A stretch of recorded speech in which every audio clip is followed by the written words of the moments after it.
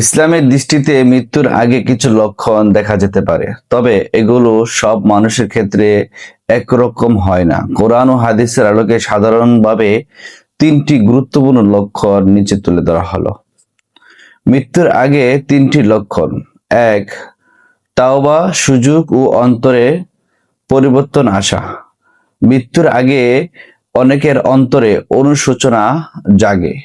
মানুষ পাপ থেকে ফিরে এসে আল্লাহর দিকে ফিরে যেতে চায়।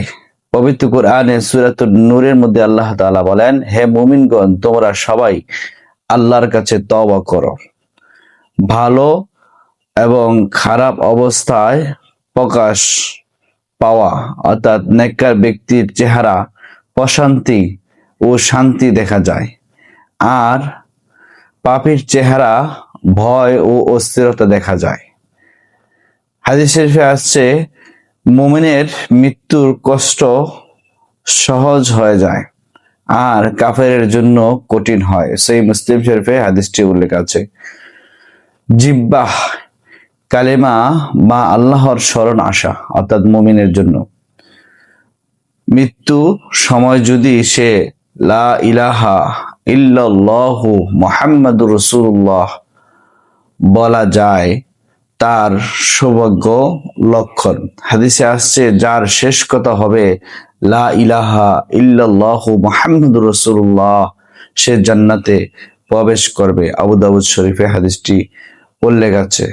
গুরুত্বপূর্ণ কথা হচ্ছে, মৃত্যুর সঠিক নিয়ম ও অবস্থা একমাত্র আল্লাহই জানেন, তাই সব সময় প্রস্তুত থাকা জরুরি। নামাজ, তাওবা, ভালো কাজের মাধ্যমে। প্রিয় দর্শক শ্রোতা, দিনী ভাই বোনেরা, আমরা আসুন মৃত্যুর কথা স্মরণ করে প্রতিনিয়ত 5 ওয়াক্ত নামাজ আদায় করি, নফল নামাজ আদায় করি, তাহাজ্জুদ, ইশরাক, আওবিন সহ আমরা তাওবা, ইস্তেগফার করি এবং ভালো ভালো কাজ করি। ভিডিওটি ভালো লাগলে অবশ্যই লাইক, কমেন্ট, শেয়ার এবং আমাদের চ্যানেলটি যারা এখনো সাবস্ক্রাইব করেননি, নিত্য নতুন এরকম ইনফরমেটিভ ইসলামিক ভিডিও পেতে অবশ্যই আমাদের চ্যানেলটি সাবস্ক্রাইব করে আপনার গুরুত্বপূর্ণ মতামত শেয়ার করে আমাদের সাথে থাকবেন, আমাদের পাশেই থাকবেন। সবাইকে আমাদেরকে ঈমানের সহিত মৃত্যু নসিব করুন। আমরা যেন ঈমানের সহিত মৃত্যু গ্রহণ করতে পারি। আল্লাহ তাআলা যেন সেই তৌফিক দান করুন। সকলকে সালাম জানিয়ে শেষ করছি। আসসালামু আলাইকুম ওয়া রাহমাতুল্লাহি ওয়া বারাকাতুহু।